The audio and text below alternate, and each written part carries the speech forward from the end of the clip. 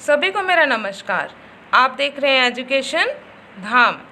हमारी fourth poem चल रही थी Ode to the West Wind. ये पीबी शैली के द्वारा कंपोज की गई है।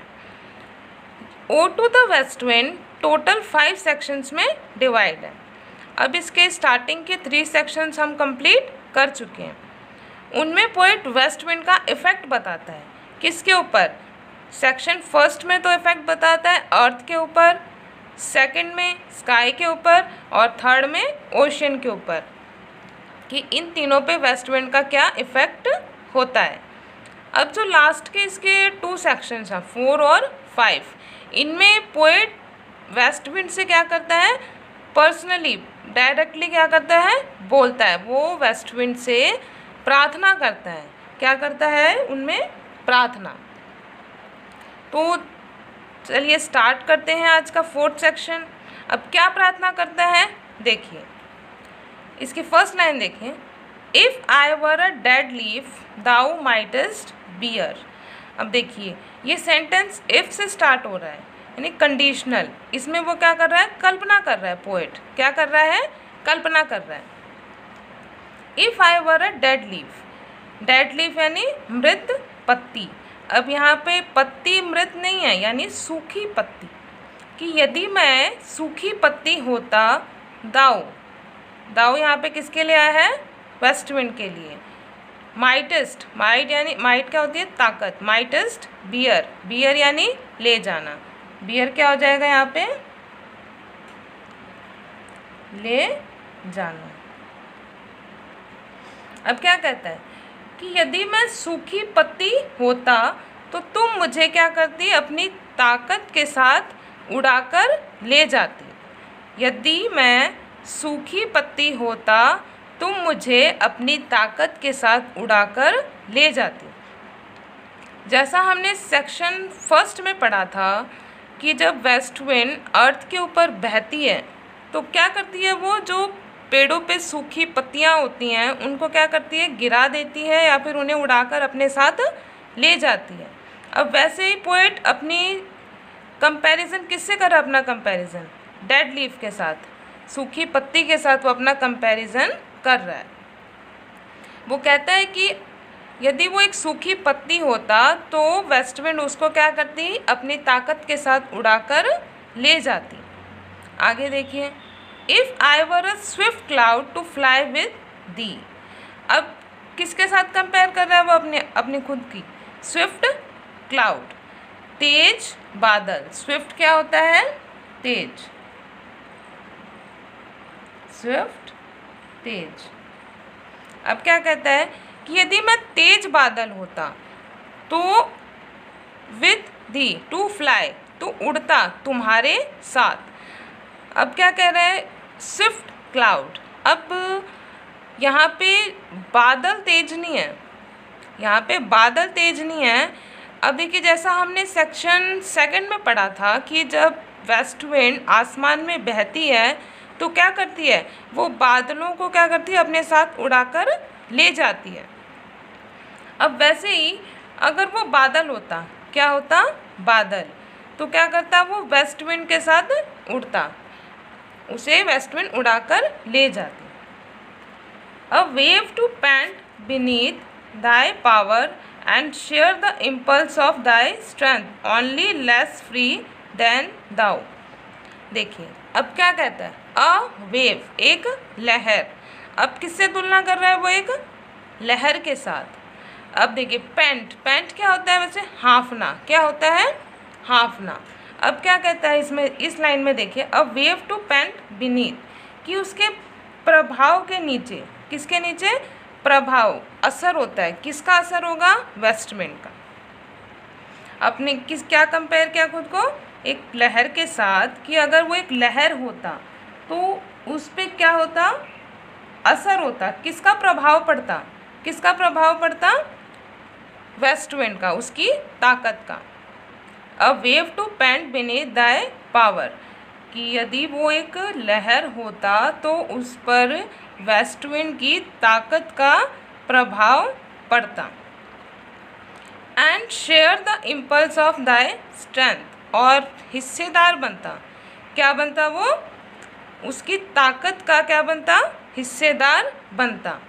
जैसे लहरें बनती हैं, जब हमने 3rd सेक्शन पढ़ा था तो उसमें देखा था जब वेस्ट विंड बहती है ओशन के ऊपर तो वो क्या करती है, लहरों को अपने साथ ले जाती है।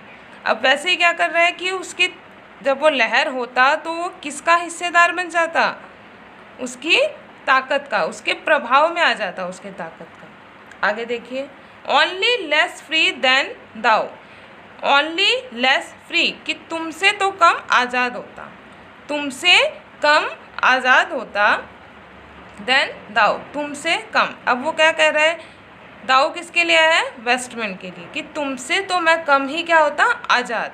अब वेस्ट विंड क्या है, आज़ाद होती है ना, कहीं भी आ जाती है। ओ अनकंट्रोलेबल, वेस्ट विंड को क्या कह रहा है, वो संबोधित कर रहा है, ओ अनकंट्रोलेबल। अनकंट्रोलेबल आया है किसके लिए, वेस्ट विंड के लिए। वेस्ट विंड को कहता है कि तुमसे तो मैं कम ही आज़ाद होता हूँ। If even I were as in my boyhood and could be the comrade of thy wandering over heaven। अब देखिए वो क्या कहता है कि यदि मैं क्या होता, वो I were as in my boyhood कि जैसा वो अपने लड़कपन में था, जब वो एक छोटा बच्चा था बॉयहुड में, लड़कपन में, तो जैसा वो तब था, एंड कुड बी अगर वो अब होता, the comrade of thy wandering तो वो क्या बनता, कॉमरेड होता है साथी, कॉमरेड क्या हो जाएगा, साथी।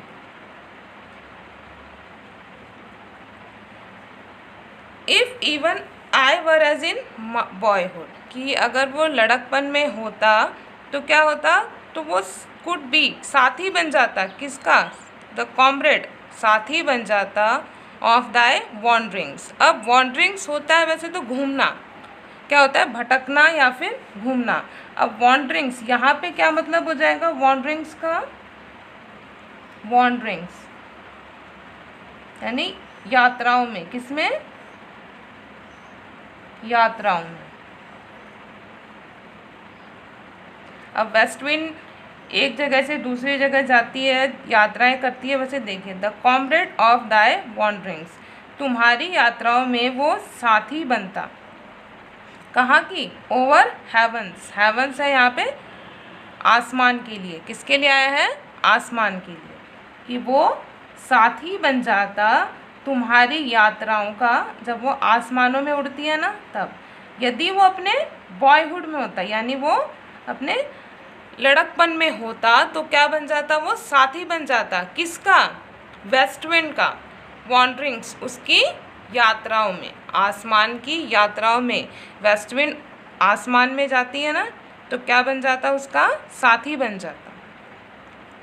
As then went to outstrip the thy sky speed. अब देखिए आउटस्ट्रिप क्या होता है, आगे बढ़ना, आउट स्ट्रिप आगे बढ़ना। As then when to outstrip thy sky speed. अब क्या कहता है कि वो कल्पना करता है कि अगर वो बॉयहुड में होता तो क्या करता, उसके यात्राओं में एक तो साथी बन जाता।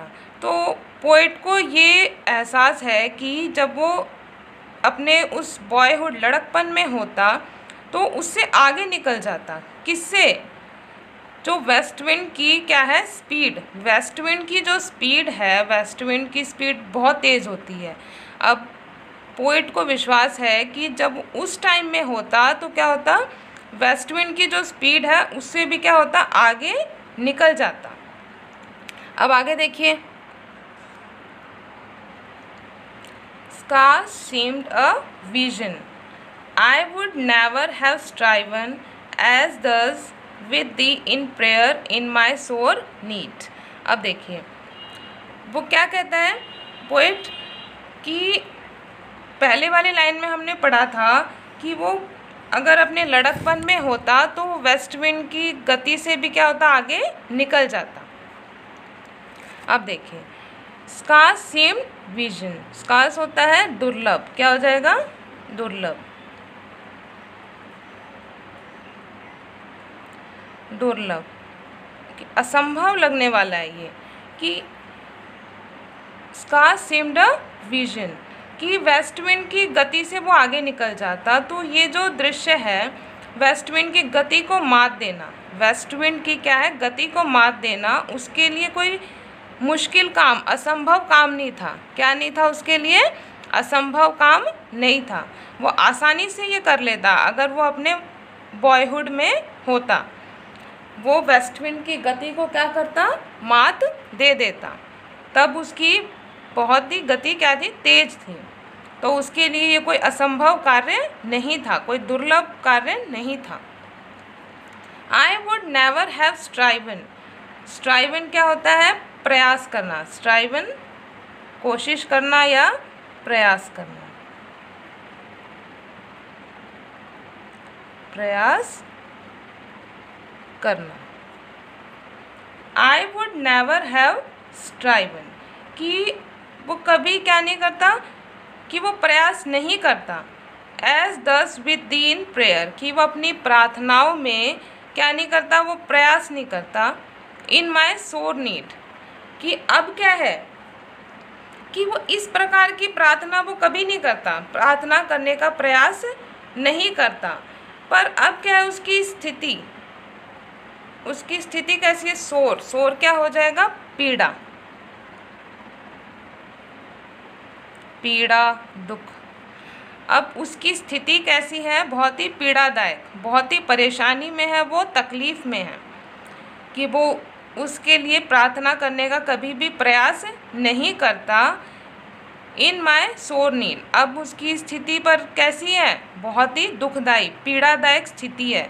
तो वो क्या करता है, वेस्ट विंड से प्रार्थना करता है, वो उसे बोलता है, क्या बोलता है, देखिए, O lift me as a wave, O lift me, कि मुझे उठाओ, कैसे, एज अ वेव, जैसे क्या है, लहर की तरह, अ लीफ, एक पत्ती की तरह, अ क्लाउड, एक बादल की तरह। वो वेस्ट विंड से कहता है कि उसको उठाओ, एक लहर, पत्ती और एक बादल की तरह। I fall upon the thorns of life, I bleed, कि मैं गिर गया हूँ, कहाँ पे गिर गया, थॉर्न्स क्या होते हैं, कांटे, थॉर्न्स कांटे, कांटे, कि वो कांटों पर गिर गया है। और आई ब्लीड, और अब क्या हो रहा है, खून निकल रहा है। पर इस लाइन का क्या अर्थ होगा, कि वो अभी उसकी स्थिति कैसी है, कि वो समस्याओं से घिर गया है, परेशानियां, मुसीबतें उसके ऊपर क्या हो गई हैं, आ गई हैं, ज़िंदगी में क्या हो गई हैं उसके ऊपर, समस्याएं, परेशानियां। ये क्या है, कांटों से बोला गया है, कि वो उनमें गिर गया है, परेशानियों से घिर गया है। और आई ब्लीड, अब उसकी स्थिति कैसी है, दुखदाई, बहुत ही दुखदाई स्थिति है उसकी। A heavy weight of hour has chained and bowed one too like thee, tameless and swift and proud, कि अब देखिए, कि a heavy weight of hours, कि समय के, हैवी वेट, कि समय के अत्याचार, मुसीबतों और बोझ के नीचे क्या हो गया है, वो दब गया है, दबा दिया गया है उसका, इन समस्याओं से क्या हो गया है, वो दब गया है, इन जंजीरों में, क्या चेन क्या होती है, जंजीरें, उन समस्याओं से क्या हो गया है, बंध गया है, वो बोझ के नीचे वो दब गया है समय के साथ। वन टू लाइक दी, अब वो क्या कहता है, कि वन टू लाइक दी, कि वो उसकी तरह बनना चाहता है, किसकी तरह, वेस्ट विंड की तरह, वो वेस्ट विंड की तरह बनना चाहता है। टेमलेस, टेमलेस क्या होता है, जंगली, टेमलेस जंगली। स्विफ्ट तेज, प्राउड प्रभावशाली, क्या हो जाएगा यहाँ पे, प्रभावशाली।